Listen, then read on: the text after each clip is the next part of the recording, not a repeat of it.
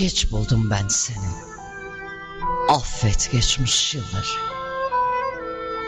Hazan için bahardan vazgeçmeye var mısın?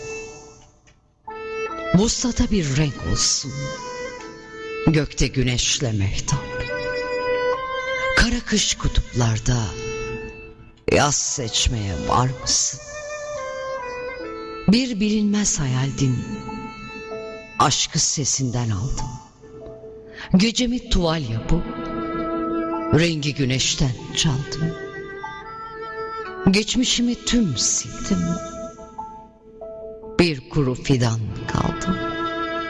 Şu halsiz yüreğime kan vermeye var mısın?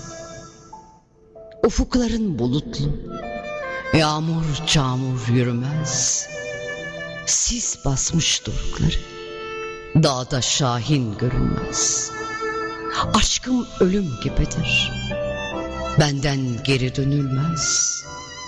Evren denen zindanda nur süzmeye var mısın? Her tan vakti bir sala, sana dair bu esan. Ya bana zavallı de, ya da sevdamı kazan. Vakit çok geç olmadan sen ki çağlayan ozan, silip gözyaşımı gül demeye var mısın? Kör kuyuydu kalbimiz, yıllar yılı kor deştik. Bir hasrete oturup bin özlemle dertleştik. Şiirlerde susmuştuk, türkülerde söyleştik. Yalnızlıktan kayboldum, gel demeye var mısın?